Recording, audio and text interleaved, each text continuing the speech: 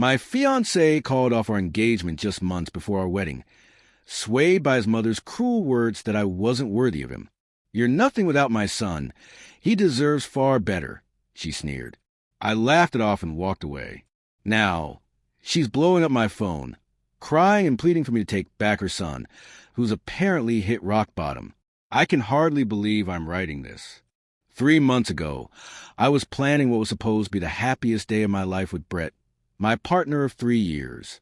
Today, I'm crashing in my best friend's guest room, browsing apartment listings, and trying to piece together where everything fell apart.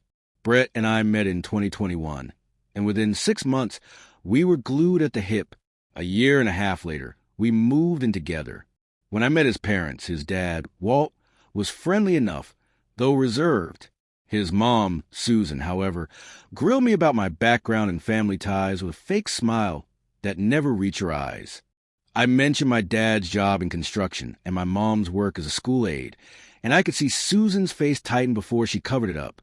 Brett downplayed it, saying she was just old school and protective, coming from a family obsessed with status. He assured me he didn't care about that nonsense. I trusted him. Love can make you blind sometimes. When Brett proposed last year during a cozy getaway to an upstate B&B, I was ecstatic. We planned a modest wedding, nothing over the top, as we were saving for a house. But trouble brewed as soon as we shared the news. Susan insisted on controlling every detail. At first, her vendor connections and offers to help seemed nice, especially since I work long hours.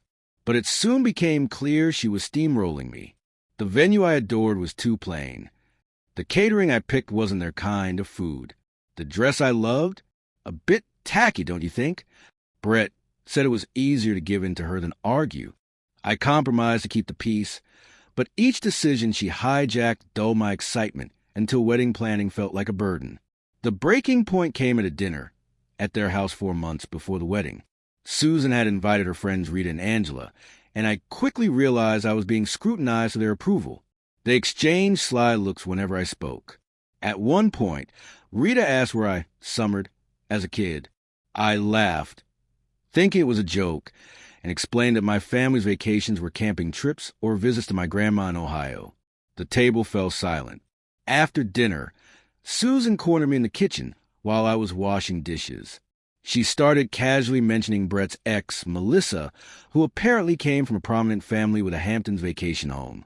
Then she said she hoped I wouldn't hold Brett back from his bright future. Stunned, I asked what she meant. She didn't hold back, telling me I was nice but lacked the right background to support Brett's ambitions, that my unrefined ways would embarrass him in elite circles, and that I'd struggle to host properly or network effectively. I was floored. When I called her out for being rude, she gave a smug laugh, saying my reaction only proved her point, that I lacked the poise to match Brett's potential. I stormed out of the kitchen and told Brett we were leaving. In the car, shaking, I recounted everything. I expected him to be furious for me, but he got quiet, saying she didn't mean it that way and was just concerned about our future. He even asked if I'd misread her tone. That night sparked our first big fight. I was stunned he'd defend her. He later admitted she'd been planting doubts about our compatibility for months, and worse, he was starting to buy into it. Over the next 2 weeks, Brett grew distant, working late and raising new concerns about our relationship, like whether our backgrounds would clash when raising kids, or if I'd fit in at his work events. It all came crashing down at another dinner Susan hosted, supposedly to smooth things over. I went, foolishly believing she'd apologize. Instead, she made snide remarks about my clothes, manners, and even my speech. When Brett stepped out for a call, she leaned across the table and said with icy conviction that I was nothing without her son, that he could do better, and that I should walk away before dragging him down with my mediocrity. When I started crying, she rolled her eyes, saying my hysteria proved I lacked class. I was packing my things when Brett returned. In the car, I told him everything and gave him an ultimatum. Either we cut contact with his mom until she respected me, or the wedding was off. I thought he'd finally stand up for me. Instead, he said maybe she had a point, that we might be rushing things, that our different worlds could be an issue. The man who swore he didn't care about status was now echoing his mother's elitism. I slipped off my engagement ring, set it on the dashboard, and told him to drop me at my friend Angela's place. He didn't even try to stop me as I got out. The next day, while Brett was at work, I packed most of my stuff from our apartment, left my key with a note saying I'd get the rest later, and blocked Susan's number. I kept Brett's number unblocked, hoping he'd come to his senses. A few days later, he texted a weak message about being confused and needing time. I told him it was simple. Either he wanted a life with me based on love and respect, or he didn't. His reply, that we should take a break until his big work project wrapped up, was as good as a breakup. 3 years together. And he couldn't even end it cleanly, just left me dangling. I told him not to contact me again. Mutual friends say Brett's been spinning the story, claiming we mutually ended things due to different goals. Meanwhile, I've been piecing my life back together. Yesterday, I got a voicemail from Susan.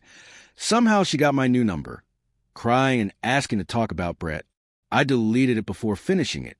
Whatever mess they're in isn't my problem anymore. I know this was a lot, but I needed to vent. The wedding would have been next weekend.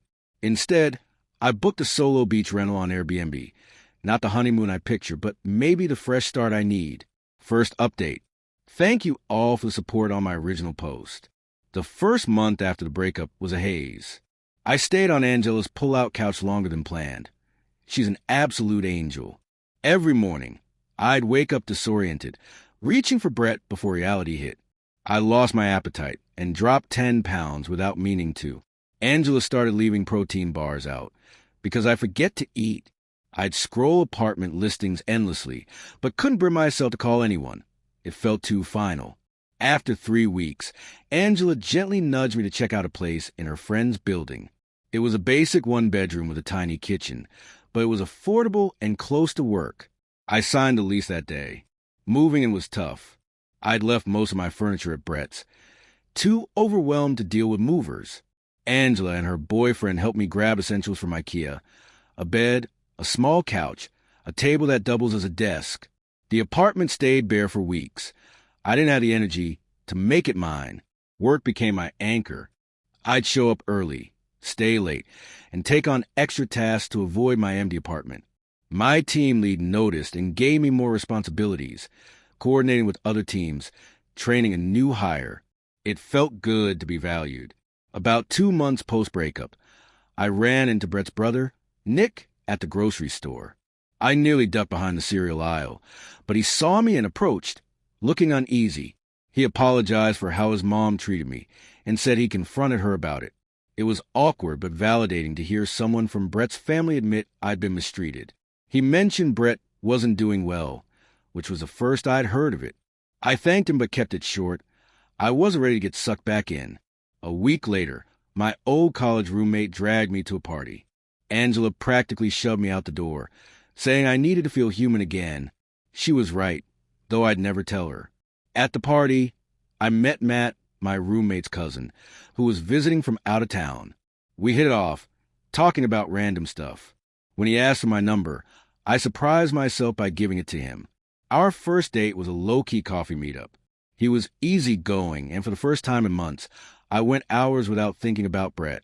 Matt's life is refreshingly normal. He works in a different field from Brett, lives in a modest apartment, and his family doesn't care about status or vacation homes. When I shared a brief version of my breakup, he just listened, no unsolicited advice. Around the 3-month mark, a work opportunity came up. My company was restructuring and needed someone for a new team with more responsibility. My manager pushed me to apply, despite the longer hours and stress. My confidence was shaky, but I went for it. The process was intense. 3 rounds of interviews, a presentation I perfected until 2 a.m., and a final meeting with upper management. I didn't think I'd get it.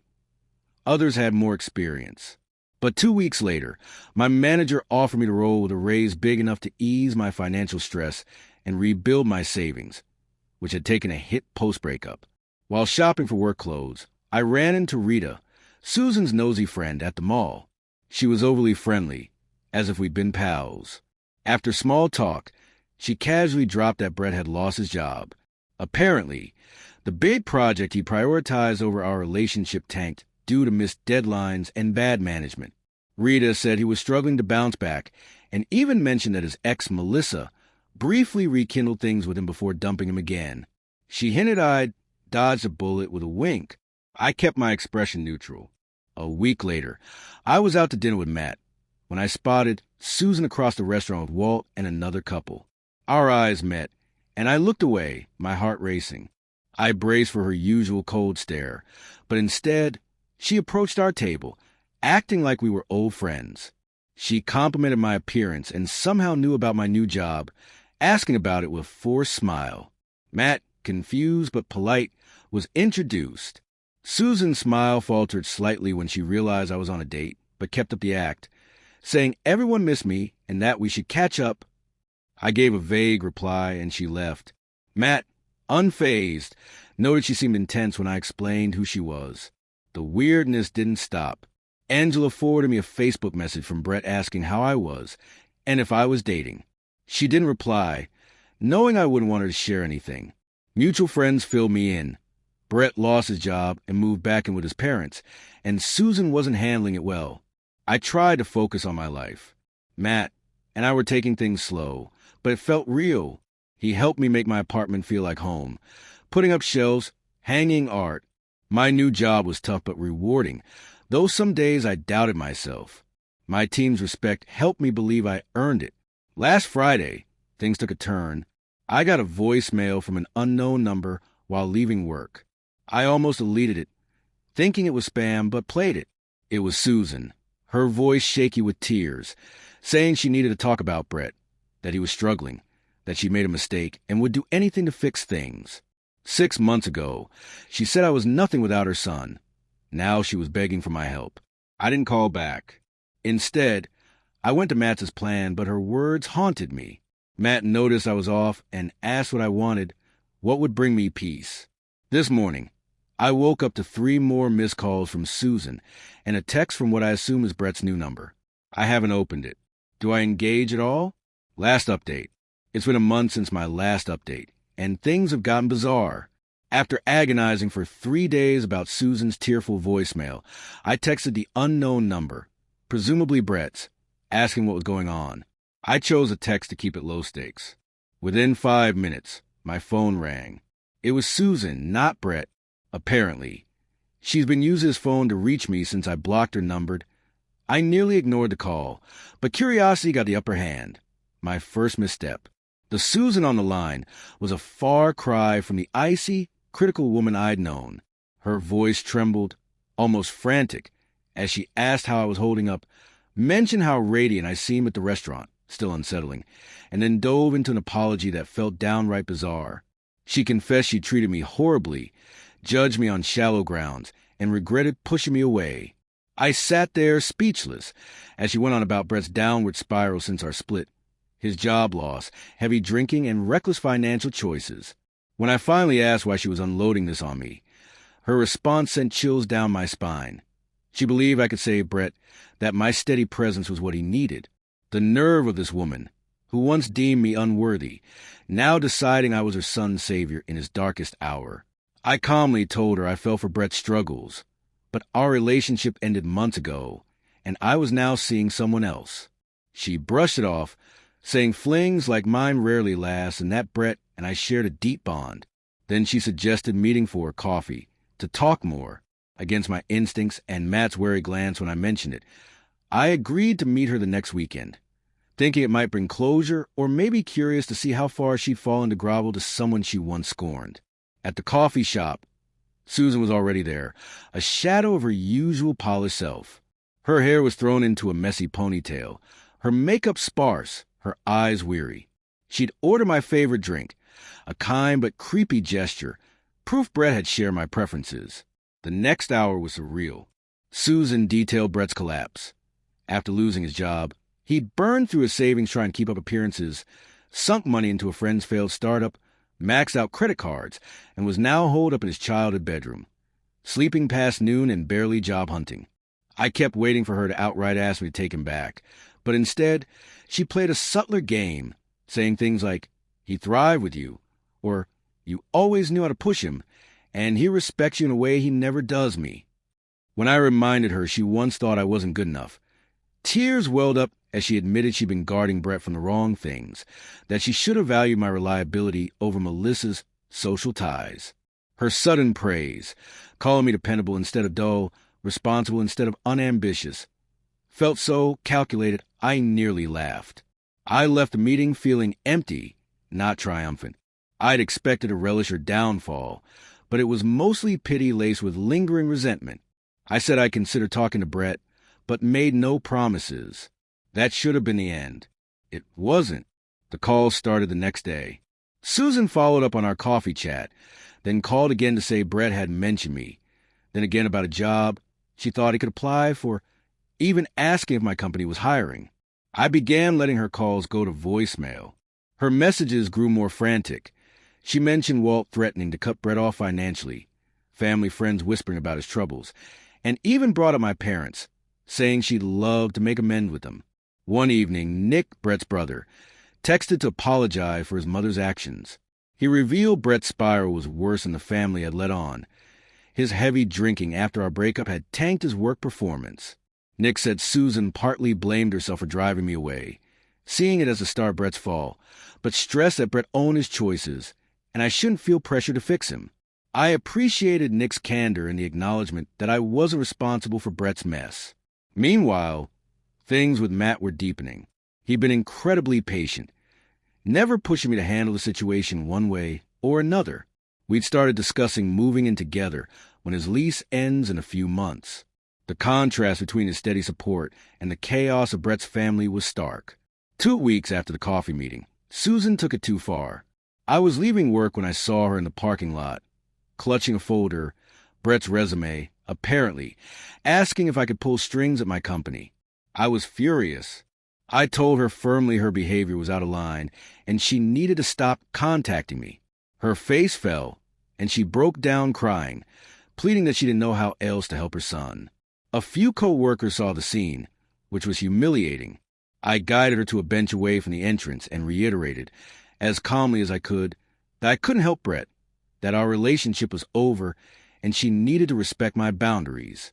She left, but for days, I got curious glances from colleagues. Angela, who works with me, fielded questions about the crying woman, which was both mortifying and infuriating. Then Brett finally reached out, a long text apologizing for his mother's behavior and for how our relationship ended. He admitted he'd messed up by listening to her instead of defending me, said he missed me daily, and was too ashamed to contact me sooner. Reading it, I felt nothing. No lingering spark, no satisfaction, just exhaustion and a faint sense of closure. I showed Matt the message. He read it silently. I didn't reply to Brett immediately, needing time to decide if I'd respond at all. But Susan didn't give me that space. She called the next morning, asking if I'd seen Brett's text and what I thought. When I said it was inappropriate for her to meddle in our communication, she got defensive, insisting she was just trying to help. Something in me snapped. In a voice calmer than I felt, I told her I was blocking her number after this call, that if she contacted me at work again, I'd report it as harassment, and that Brett, an adult, needed to solve his own problems. Before hanging up, I added that if she taught her son to value character over status, he might not be in this mess. That evening, I replied to Brett's text. I said I forgave him for how things ended, as holding on to anger wasn't helping me, but made it clear we had no future. I'd moved on, and he needed to as well. I suggested he seek help for his drinking and financial troubles and stop letting his mother fight his battles. I wished him well and asked him not to contact me again, then blocked both their numbers. It felt like shutting a door left ajar too long. The next day, Susan messaged me on Instagram from a new account, her tone now angry. She called me callous for abandoning Brett when he needed me, accusing me of tossing away our history out of pride. The irony of her preaching about pride, after she torpedoed our relationship, almost made me laugh. I blocked the account without replying, but she kept finding ways. New emails, even a handwritten letter sent to my apartment, each more desperate than the last. The final straw came last weekend. Matt and I were having dinner at my place when someone knocked. I opened the door to find Brett, disheveled and smelling of alcohol, with Susan hovering nervously behind him. I was too shocked to speak at first. Matt asked who was there, and Brett's face fell when he saw I wasn't alone. What followed was painfully awkward. Brett tried to reminisce about our past and his regrets, while Susan kept chiming in about how great we were together. I didn't invite them in. Instead, I stepped into the hallway, half closing the door, and firmly told Brett this was inappropriate, that showing up unannounced crossed a major line, and that I'd meant what I said about moving on. Brett's response caught me off guard. He turned to Susan, saying this was why he hadn't wanted to come, that he'd warned her it would make things worse. Then he apologized to me, not for the breakup this time, but for failing to shield me from his mother then and now. I haven't heard from them in the 5 days since.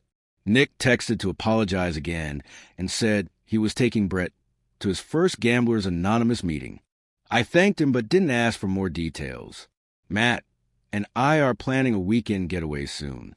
I've changed my email and asked my manager to watch for unwanted visitors. Life's moving forward, and it's better than I could have imagined a year ago when I was planning a wedding to the wrong man. I don't know if I'll need another update.